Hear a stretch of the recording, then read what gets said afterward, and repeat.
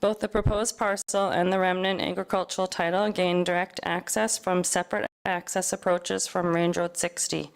In addition, the property contains irrigation acres provided through St. Mary's River Irrigation District.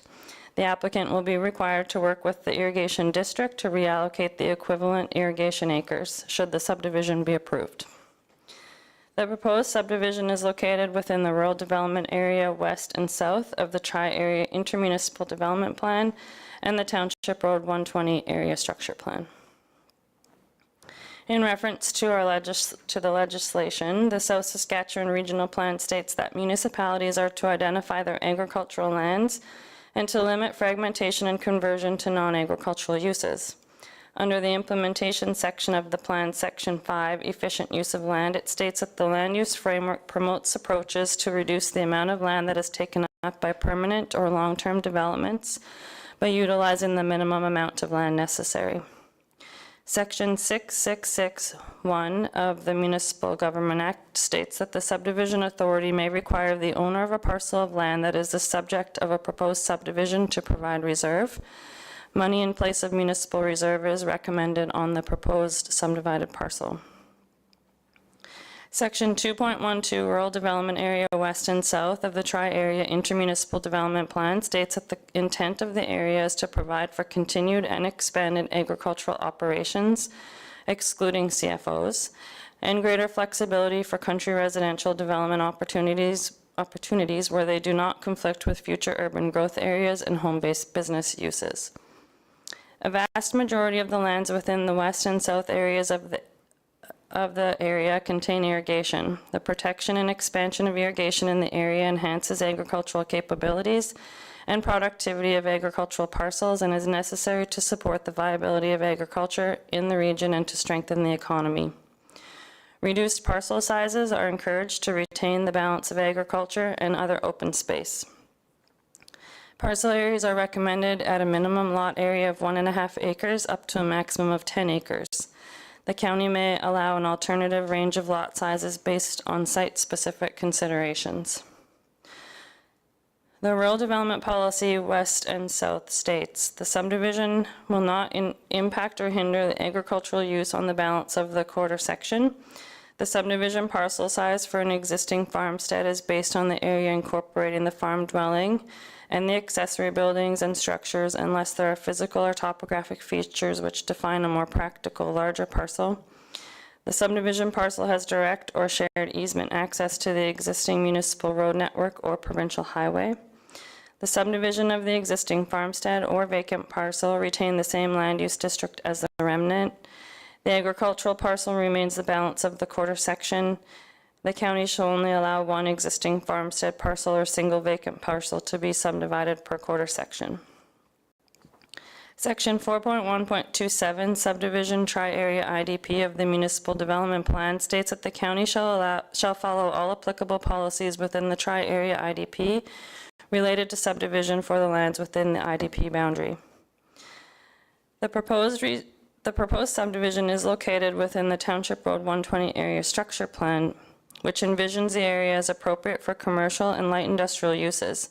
In conjunction with the amendments to the Tri-Area IDP, the area to the north of the tracks was removed from the potential service commercial industrial area. The Township Road 120 ASP will require updating and council approval by bylaw to coincide with the changes in the IDP. This process includes landowner consultation and a statutory public hearing to be held. In the interim, in the event of an inconsistency between the two plans, the IDP takes precedence in the hierarchy of plans and is a statutory plan providing guidance to council. In the Land Use Bylaw 2022-09 in the Country Residential District 1, it states that the maximum size of an accessory building is 1,600 square feet. Under Section 12, accessory development and structures, it states that no accessory building may be built on a lot before a principal building or use is developed on the lot, except where an approved principal building or use is developed on the lot within 1 year of the date of issue of the development permit for the accessory building. The Development Authority may require security in the form of an irrevocable letter of credit to ensure compliance with the one-year requirement stated above. If an accessory building is constructed and a principal building or use is not developed within 1 year of the issued development permit, the landowner shall be required to remove the accessory building unless an extension to the development permit has been granted by the Development Authority. And finally, utility easements may be required between the proposed parcel and the remainder of the hamlet industrial, or sorry, not hamlet, the agricultural title. We did refer this application or circulate it, and our comments came back. Cypress County Finances replied there are no local improvements associated with the property, therefore they have no concerns. Cypress County Public Works replied that an access approach permit has been issued for the proposed parcel. In addition, there may be west side water co-op lines in the area, and the applicant should consult with the co-op for their location. Fortis replied that they have reviewed the plan and determined no easement is required. TELUS replied that they have no concerns with the proposed activities. St. Mary's River Irrigation District replied that if the subdivision is approved, the district requires that the following conditions be met. The 30.95 acre lot has the capacity to support up to 20 permanent acres of irrigation due to existing structures and infrastructure. The additional 11 permanent irrigation acres must be transferred from the lands. The landowner may sell the acres back to the district or sell them privately, and there will be a $100 per acre transfer fee that will apply. Given the limited water capacity in the area, the new 3-acre lot will not be eligible for SMERD water for household purposes. While we acknowledge there may be concerns regarding the availability of water for this parcel, our primary focus is to prioritize agricultural irrigation needs. As a result, we are unable to allocate capacity for this newly created lot at this time. And in order for SMERD to execute the consent to register subdivision, any outstanding balances owed by the applicant will need to be paid in full. City of Medicine Hat Environment, Land and Gas Production Department replied that there are gas facilities within proximity to the subdivision. Surface improvements are not permitted within the City of Medicine Hat gas pipeline right-of-way or within 100 meters of any City of Medicine Hat wellhead unless the landowner applies to and receives approval from the Alberta Energy Regulator and the City of Medicine Hat for a setback reduction. Furthermore, any ground disturbance or surface improvements within 30 meters of any City of Medicine Hat gas pipeline or within 100 meters of any gas wells will require a crossing or proximity agreement. Apex replied that they have no objection to the proposed subdivision. Equus replied that they provide wire services to the area and they have no objections. And the Cypress County Assessor provided a market value assessment rate of $42,227.96 per hectare for the proposed subdivision area. So moving on to my recommendation, then that is for MPC to move to approve subdivision 25CY14, subject to the following conditions. Number one, the developer is required to make a payment to the county for money in place of municipal reserve for 1.2 hectares at a rate of $4,222.79 per hectare, being 10% of the appraised market value of $42,227.96 per hectare. The payment is to be submitted to the county prior to the subdivision's registration with Alberta Land Titles. It is the developer's responsibility to enter into any necessary agreements with St. Mary's River Irrigation District. The developer will be required to provide written evidence that the requirements of the SMERD have been satisfied prior to the subdivision's registration with Alberta Land Titles. The developer is required to enter into a development agreement with the county for the removal of the accessory building if a principal building is not constructed. The development agreement is to be executed and registered in conjunction with the subdivision's registration with Alberta Land Titles. And number four, the developer is required to supply copies of any utility right-of-way plans, easements, or agreements which are to be registered as a requirement for any affected utilities to Cypress County prior to the subdivision's registration with Alberta Land Titles. And that is my report, Mr. Chairman. Thank you, Becky. Sam, would you like to take one of the chairs up front, please?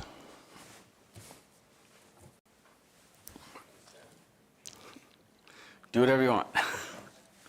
So there's just a button in front. I think you've been here before. You know the drill, I think. So would you like to speak to your application at this time? Yes, I would. The only thing that needs to be clarified is the water situation from Smyrd. When I started this subdivision, they told me that we would sell 3 acres of water rights, and they would give me they don't call it domestic, it's residential use or something, I forget what the name of it is, for the yard and all the irrigation from them. Now they came back with a different story here. That's been straightened out. What it is now is we have to sell the 3 acres, and they will give me the domestic turnout, or, well, have domestic water for that acreage. So that, she was supposed to write a letter or send an email on it, and hasn't yet, but it's all been straightened out that we would have water on that property. So you're going to get, you will get your domestic? Yes, yes. That makes sense. Okay. And other than that, you know, I guess everybody in pretty much southern Alberta has agreed to it. So I don't know what else you would like to know, but. Okay. Well, I'll open the floor to discussion from the Planning Commission.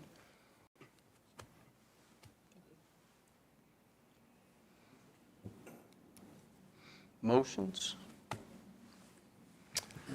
Okay, so Nigel moves approval of subdivision application 25 CY14 with the conditions as presented. All those in favor?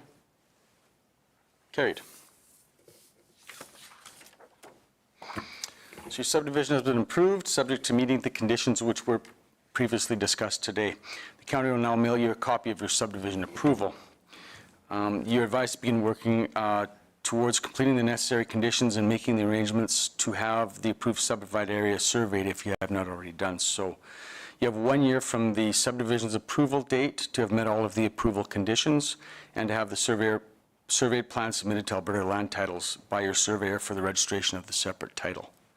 If you have any further questions, you may contact the planner after today's meeting to discuss them. Okay. Thanks, Sam. Thank you.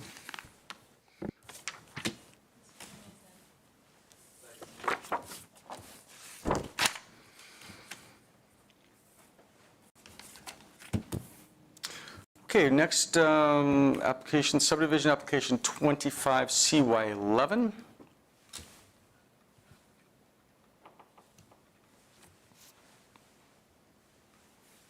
Go ahead, Becky. It's me again. Thank you, Mr. Chairman. This proposal is to subdivide an 8.1 hectare parcel containing an existing farmstead to create a separate title for estate planning purposes. This is a Ward 3 application. It's an agricultural subdivision, and it's number 25 CY11. The owner applicant is George Russell, and this is located at Southeast 2283 west of the 4th. This application is intended to subdivide an 8.1 hectare or 20 acre farmstead separation parcel containing an existing residence and farmyard for estate planning purposes. The remainder of the agricultural title contains an existing country residential parcel and dryland pasture and is 63.3 hectares or 156.44 acres in size.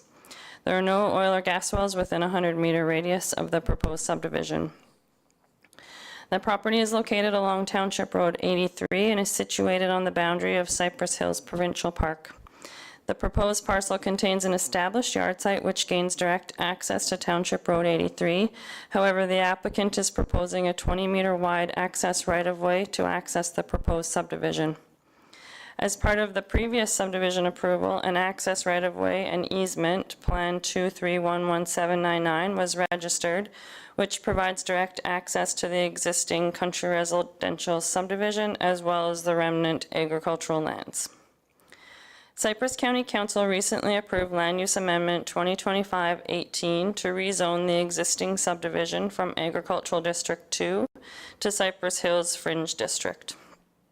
This allows the proposed subdivision to be in compliance with the Municipal Development Plan and the Cypress Hills Fringe Area Structure Plan for a farmstead separation parcel. Commonly, a farmstead separation will accommodate a larger parcel footprint alongside farm outbuildings, which are usually considered to be oversized for the country residential districts in the land use bylaw. The proposed parcel will result in the third and final title eligible to be subdivided from the quarter section. A residence could still be developed on the remainder of the agricultural title, and the subdivision is located within the Cypress Hills Fringe Area Structure Plan. The South Saskatchewan Regional Plan states that municipalities are to identify their agricultural land and to limit fragmentation and conversion to non-agricultural uses. Under the implementation section of the plan, Section 5, Efficient Use of Land, it states that the land use framework promotes approaches to reduce the amount of land that is taken up by permanent or long-term development by utilizing the minimum amount of land necessary. Section 663 of the Municipal Government Act states that a subdivision authority may require the owner of a parcel of land that is subject of a proposed subdivision to provide reserve. Money in place of municipal reserve is recommended on the proposed subdivision. Part 311, Road Access of the Subdivision Regulations, states that every proposed subdivision must provide direct access to a road or lawful means of access satisfactory to the subdivision authority to each lot that is created. Section 18, Distance from a highway, states that a subdivision authority shall not, in a municipality other than a city, approve an application for subdivision if the land is within 1.6 kilometers of the center line of a highway right-of-way, unless the land is contained within an area structure plan and the proposed use of land is permitted under that plan. Section 4.1.24 Subdivision Farmstead of the Municipal Development Plan states that the county may support the subdivision of an existing farmstead or single vacant parcel out of a previously unsubdivided quarter section if the following conditions are met. The agricultural parcel remains the balance of the quarter section. The subdivision will not impact or hinder the agricultural use on the balance of the quarter section. The subdivision parcel size for an existing farmstead is based on the area incorporating the farm dwelling and the accessory buildings and structures, unless there are physical or topographic features which define a more practical, larger parcel. The subdivision of the existing farmstead or the single vacant parcel retain the same agricultural land use district as the remnant. And both the existing farmstead or single vacant parcel and the remnant agricultural parcel have direct or shared easement access to the existing municipal road network or provincial highway. And Section 4.1.25 states that the county shall only allow one existing farmstead parcel to be subdivided per quarter section. Section 5.1, Goals and Objectives of the Cypress Hills Fringe Area Structure Plan states that no further subdivision is allowed after the first subdivision in the agricultural district. The agricultural land use classification allows some fragmentation to occur. Retaining the current land use classification is seen to balance the ability of the landowner to meet their family estate requirements while minimizing uncontrolled sprawl and to preserve the ability for ranching to remain a viable industry in the plan area. And utility easements may be required between the proposed parcel and the remainder of the agricultural title. So of course we circulated this application, and comments we got back were as follows. Cypress County Finances replied there are no local improvements associated with the property, therefore they have no objections. Cypress County Public Works replied they have no concerns. Fortis Alberta replied they have reviewed the plan and determined that easements are required. The developer can initiate the process of securing an easement for the proposed subdivision by contacting Fortis Alberta. Fortis is requesting that the county defer its subdivision approval until such time as this easement process is complete, and the developer has entered into the appropriate easement agreement with Fortis Alberta, and the easement has been properly registered with Alberta Land Titles. Fortis will notify the county once these steps have been completed and confirm there are no further concerns with the subdivision approval.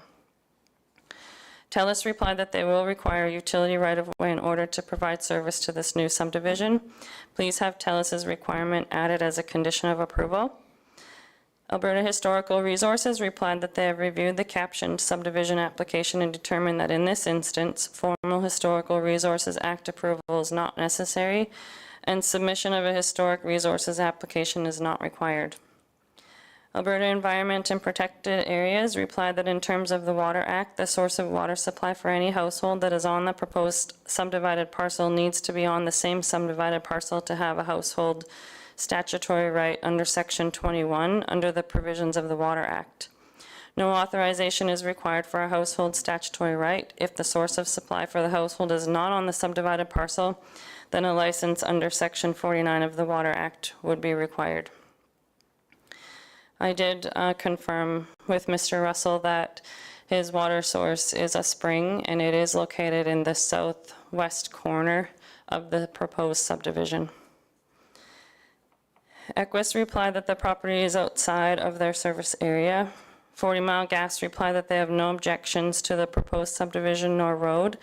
Under further review, it appears that the gas riser that supplies gas service to the southwesterly property falls within the proposed subdivision and provides no conflict with 40 Mile Gas Co-op operational policies nor Gas Distribution Act. Alberta Transportation and Economic Corridors replied that the requirements of Section 18 are met. The department anticipates minimal impact on the highway from this proposal. The department accepts the proposed 20.12 meter access road right-of-way as providing sufficient access to the proposed new parcel. The requirements of Section 19 of the regulation are not met. There is no direct access to the highway, and there's sufficient local road access to the subdivision and adjacent lands.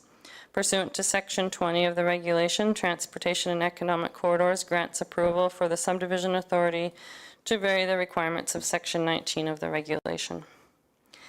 And finally, the Cypress County Assessor provided a market value assessment rate of $6,634.31 per hectare for the proposed subdivision area. So our recommendation is that MPC move to approve subdivision 25CY11 subject to the following conditions. Number one, the developer is required to make a payment to the county for money in place of municipal reserve for 8.1 hectares at a rate of $663.43 per hectare, being 10% of the appraised market value of $6,634.31 per hectare. The payment is to be submitted to the county prior to the subdivision's registration with Alberta Land Titles. Number two, the developer is required to enter into a utility right-of-way agreement with TELUS. The developer is to provide a copy of the executed agreement to the county prior to the subdivision's registration with Alberta Land Titles.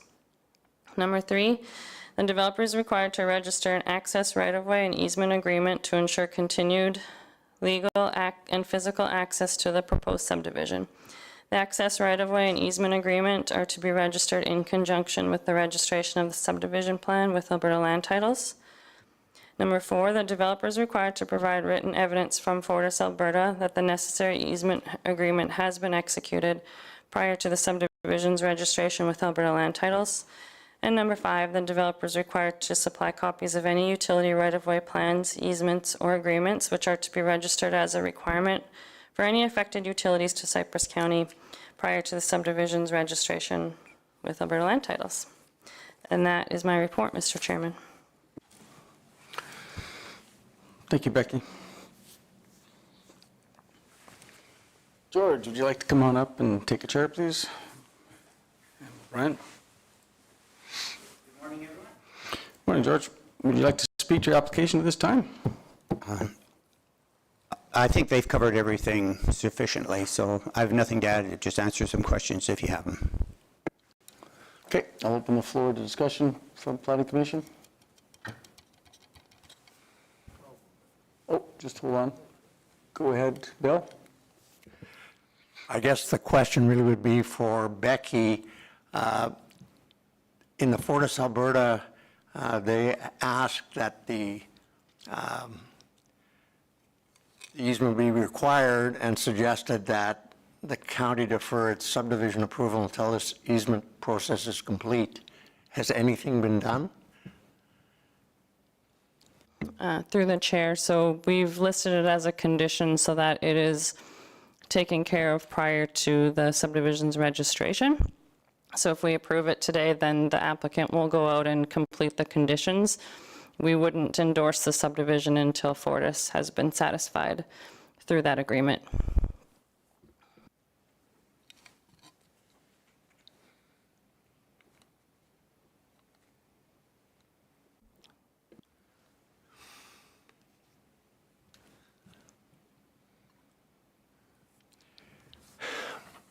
It looks like it's kind of just a procedural thing, but in reply from Fortis, they say that the county deferred subdivision approval. And that's what we're asking for today, is subdivision approval. I just would like clarification of what the county's position would be on this.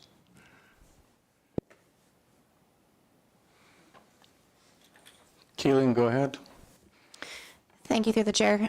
Becky's absolutely correct. I think what this is just a matter of terminology. Fortis is opting to use the word approved, but our past process, and we've worked with Fortis on several of these initiatives, they've been content with the county just waiting until the endorsement of the subdivision. So essentially today, the Planning Commission is approving the subdivision subject to the conditions, and prior to the endorsement of the subdivision with land titles, in effort to create this parcel, we will ensure that we have written confirmation from Fortis that they've been appeased. If there was anything kind of outstanding throughout that agreement, that would be up to the applicant to initiate that with Fortis directly. So we don't want to kind of intervene ourselves into that process. So I think from our standpoint, we've fulfilled the ask.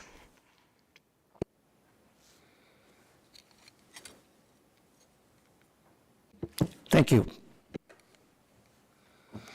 Okay, we have a motion on the floor. Lloyd moves approval of subdivision application 25 CY11 with conditions as presented.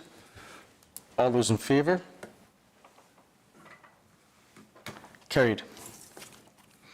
So your subdivision has been approved, subject to meeting the conditions which were previously discussed. The county will now mail you a copy of your subdivision approval. You're advised to begin working towards completing the necessary conditions and making the arrangements to have the approved subdivided area surveyed if you have not already done so. You have 1 year from the subdivision's approval date to have met all of the approval conditions and to have the survey plans submitted to the Alberta Land Titles by your surveyor for registration of the separate title. If you have any further questions, you may contact the planner after today's meeting. Thank you very much.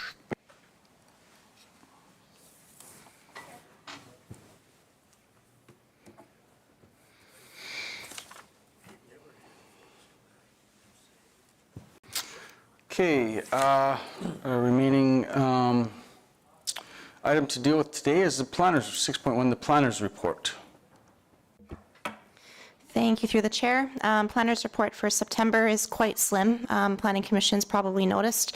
With the impending election, there's a bit of a standstill on any further matters coming before council. So any land use amendment bylaws that are currently under waiting application are being held off until November. And then we'll start to see some of these planners reports beefing up again. So it's presented for your information. Thank you very much. Next meeting is scheduled for October 14th, 2025. Sorry, through the chair, if we could just have a motion to accept the report, please. Okay, let's do that. Let's have a... Okay, Dustin moves approval of the planners report as presented. All those in favor? Opposed? Carried. So, again, the next meeting, October 14th, 2025. I adjourn the meeting.